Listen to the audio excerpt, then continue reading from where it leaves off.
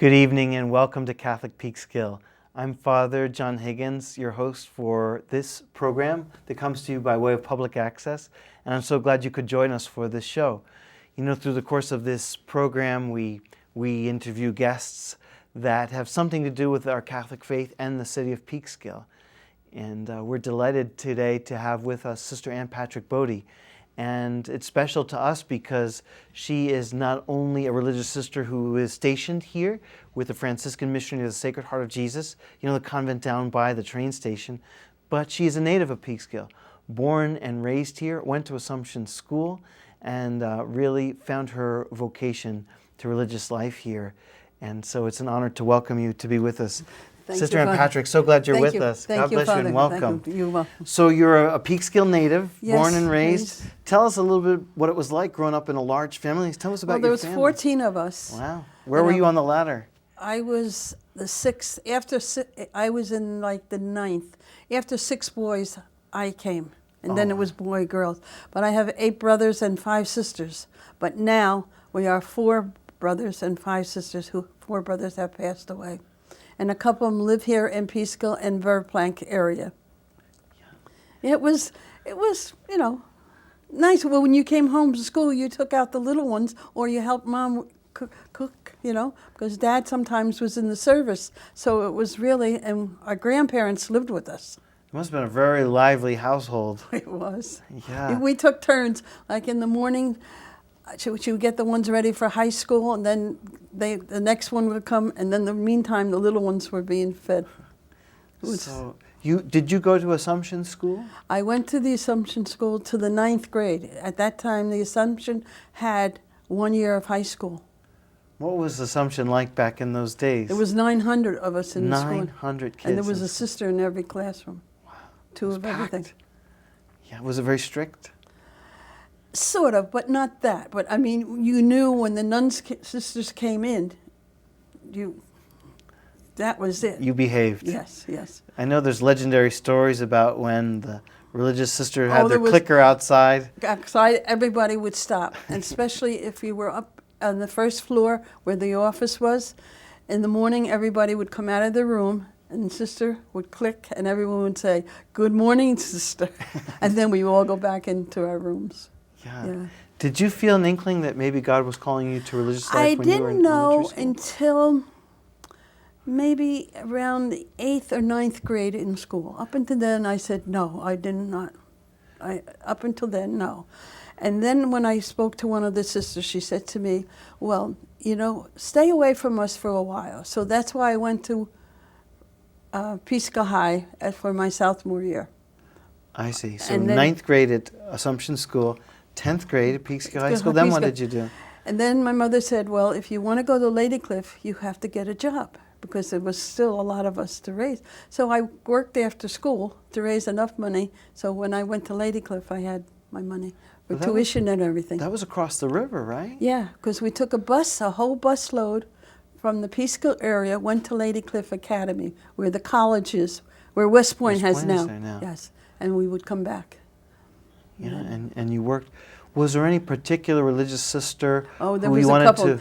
There was a couple of them. I know them. Sister Mary Anthony and Sister Mary Anthony was one. How did she inspire you, Sister Mary Anthony? She was my 8th and 9th grade teacher. Okay.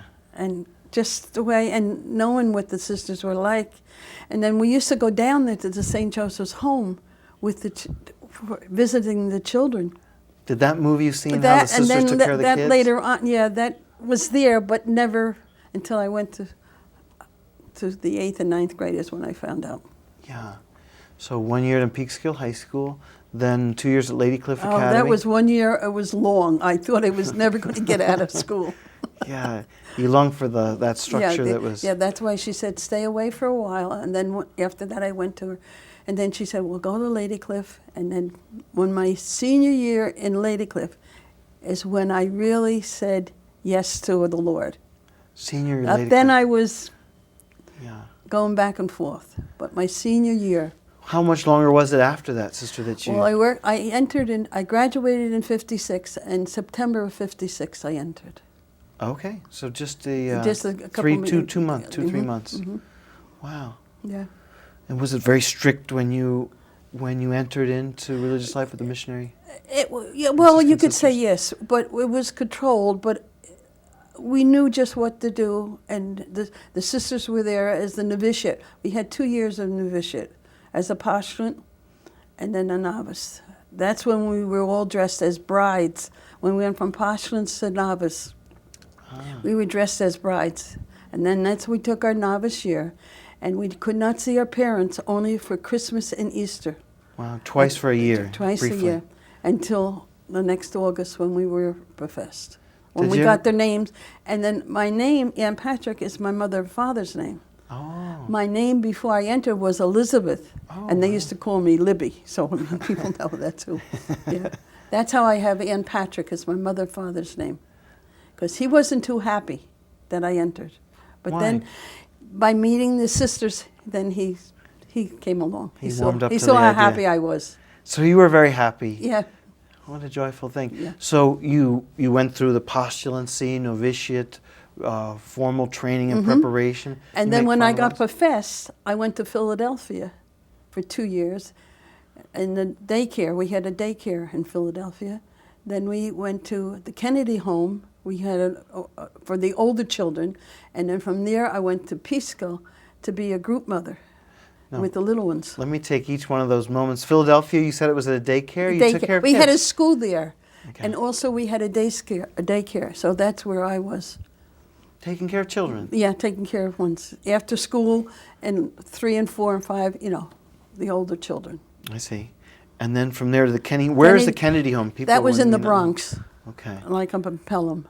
And then I had a group of boys that were 8, 9-year-olds. And your job was to take care of those Yeah. boys, day in and day out. Yeah. For And how we had many- counselors. We had help with them. So it was, and then there was also another sister who was studying in Fordham, would live in the same house with you. So there was always 2 sisters with the children.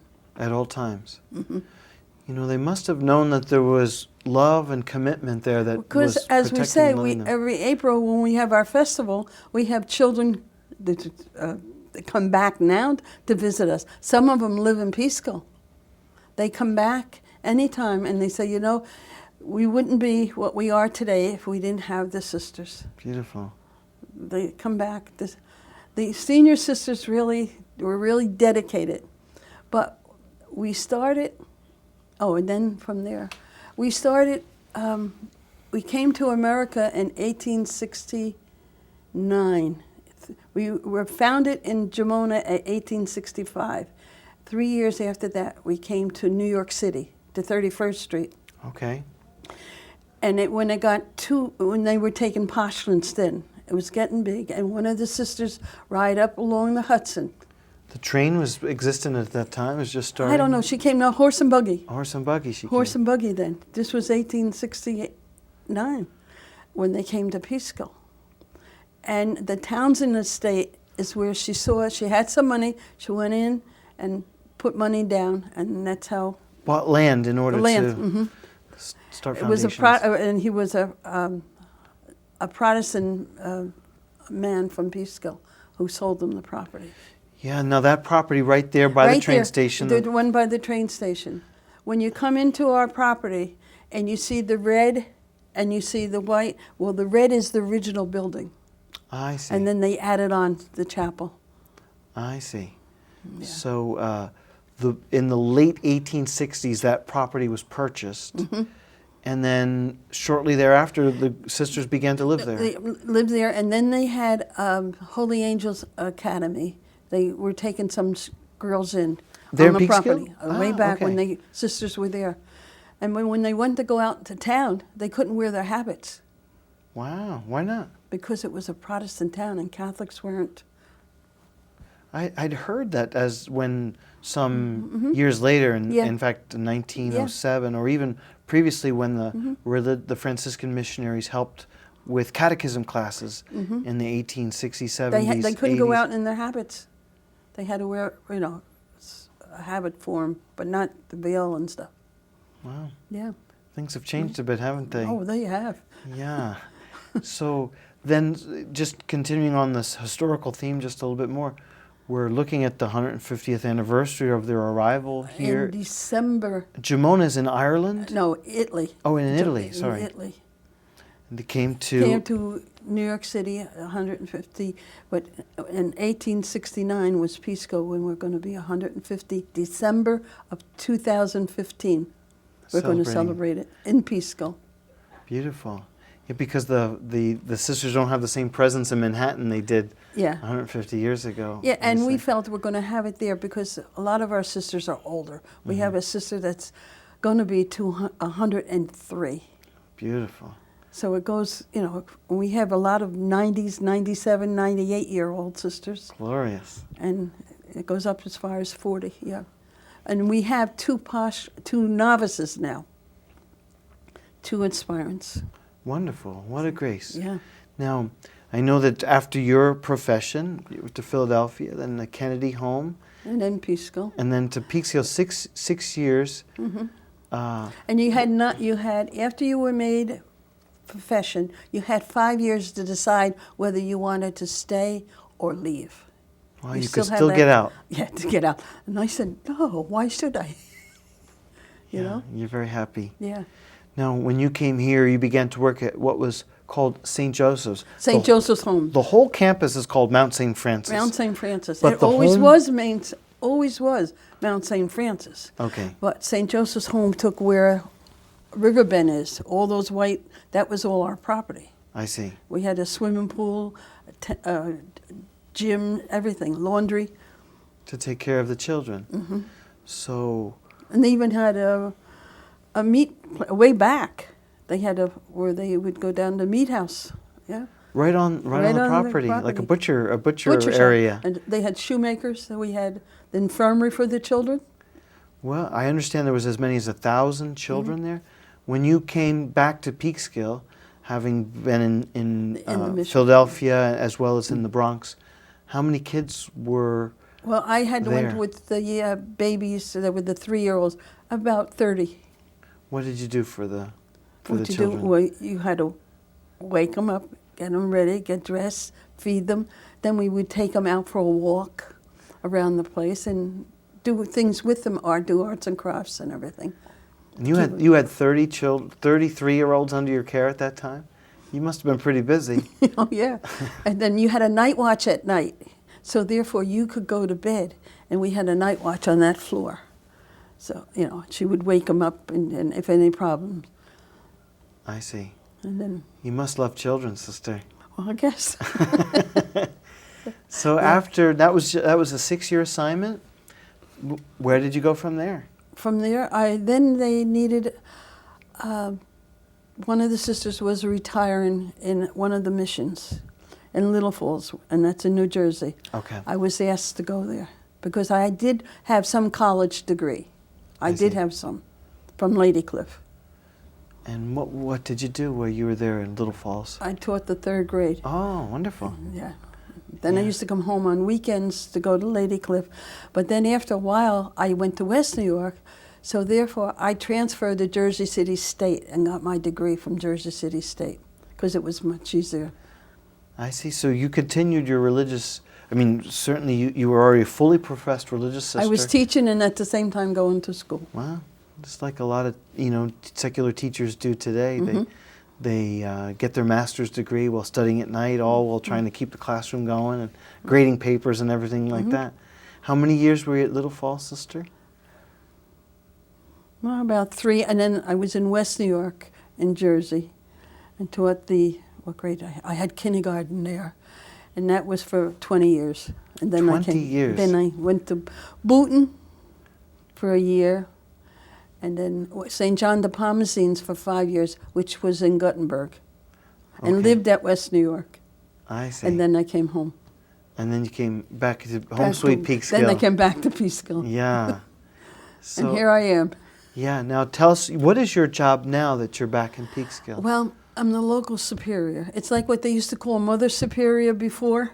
Okay. That's what, if a sister has a doctor's appointment, they come to me and I have to try to get a driver, one of the sisters, to drive them and to help do different things around the house and help in the infirmary, and repair and things that have to be done.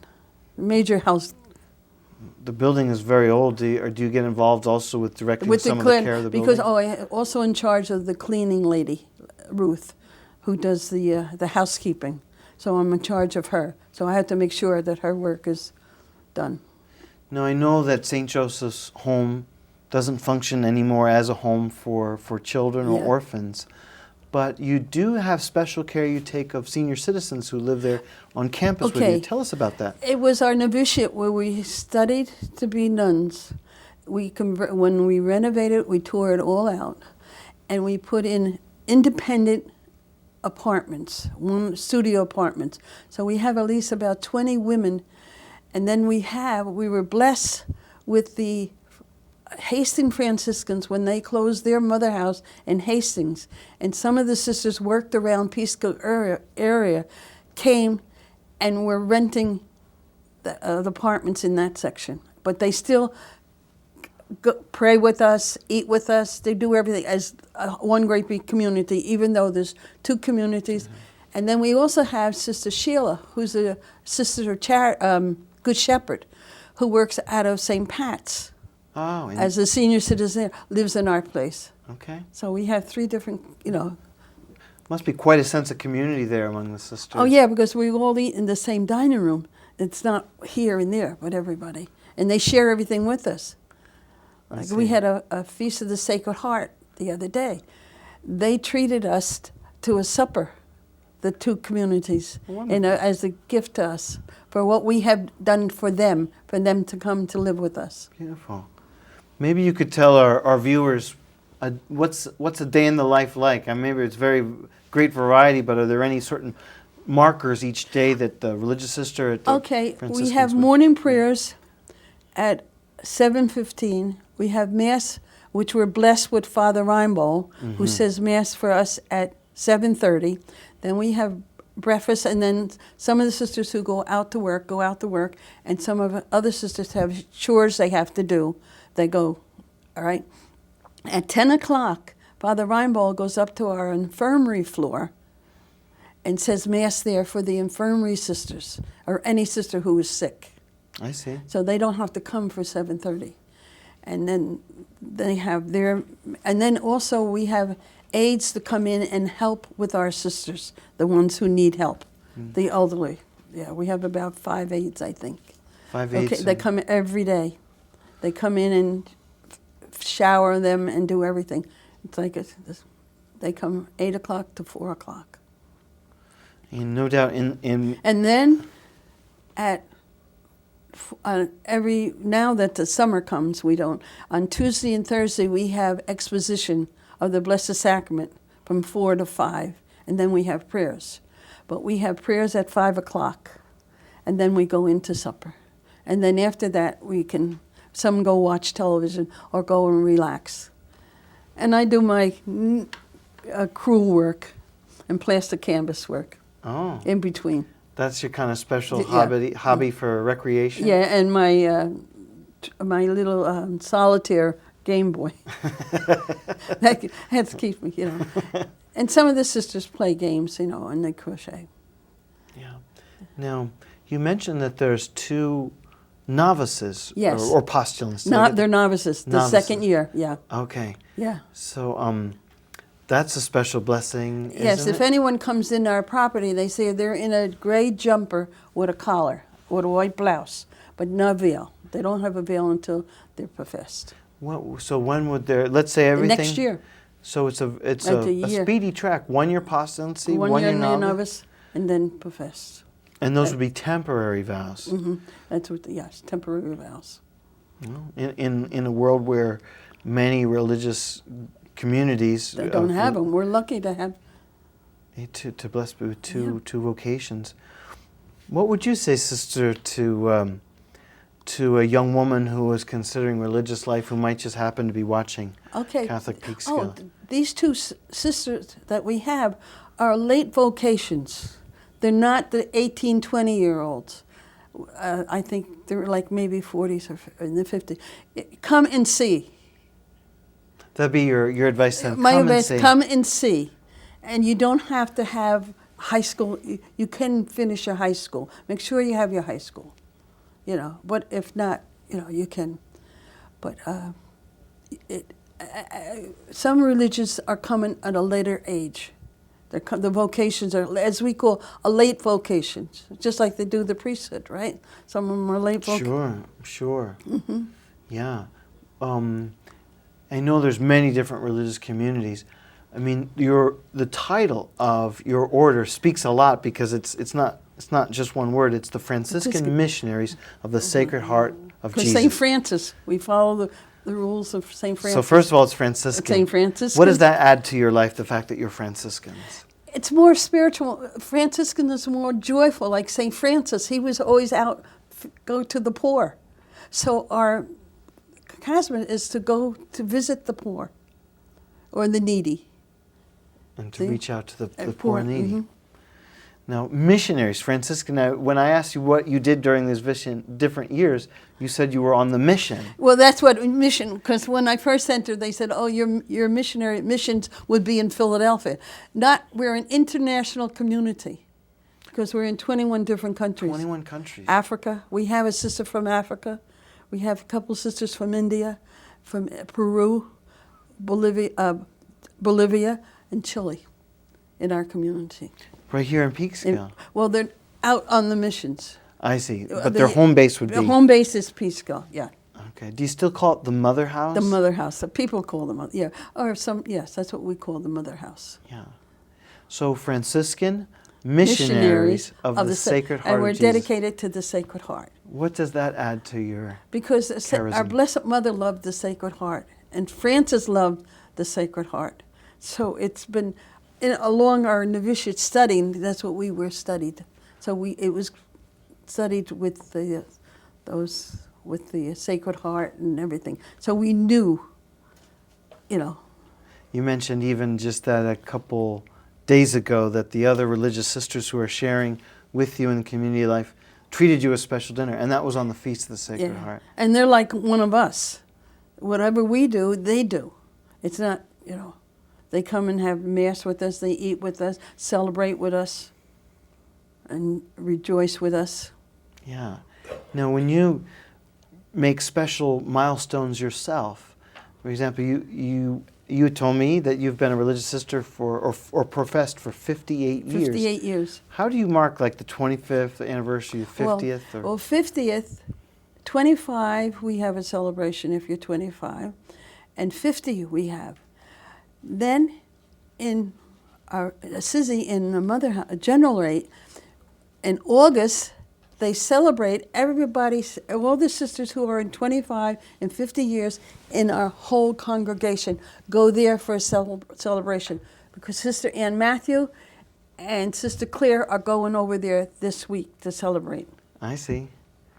No, I know when we were talking before we went on air, you were saying that, and I know our viewers would know very much where the convent is, and if they don't, we could just tell them it's right near the train station. When you get off the train, you look up and you see the chapel is right there. And where River Bend is, we're right beyond. The River Bend is here, and we're here. So you could literally walk up that pathway from the train You station. look from the train station up the path, and that's our cemetery there. How many sisters are buried there in that cemetery? Well, there has to be, at least maybe 200 or so. 200 or so. Yeah. One day, all the religious sisters will be buried there from this province. There. Yes, and we have two other ones. We have another one we call the Pioneers, because they used to be buried in the grep underneath the chapel. Oh, wow. And when they couldn't do that anymore, they emptied that out and buried them in the ground down in the back by the villa, where St. Francis is.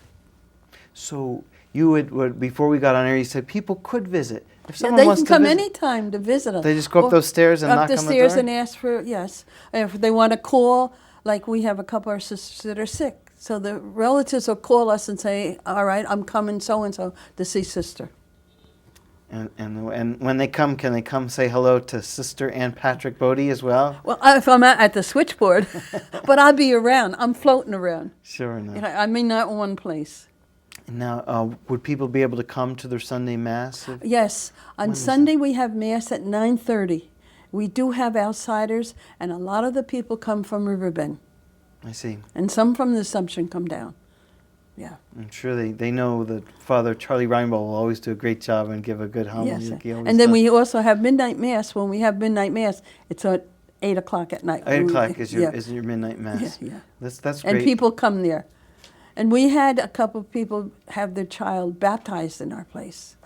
Yes, I've given permission. I think you remember? need my permission to do that, don't you? And we're always very joyful to And do remember so. we had that for the 16th, coming of 16th, for the Spanish that came to our place. Sure. Quinceañera. They came and 15th used our birthday. chapel. And we're so grateful for that. And I'm so grateful to you, Sister, for being Thank you. with us for Catholic Peekskill. Thank you, Father. It's been great to find out a little bit about your own life as a Peekskill native, and then and spending your life in dedication to Christ. God bless you, dear sister. Thank Thanks you. for being You too, with Father. us. Thank you, Father. And we thank our viewers from Catholic Peekskill. We're very glad that you could be with us to join us. If you're ever visiting Peekskill, please stop by the sisters or come to Assumption Church, and we'd love to have you. And if you do stop by, why don't you tap me on the shoulder and say that you saw us on Catholic Peekskill. God bless you, everybody, and may God's best blessings be with you and your family. Good night.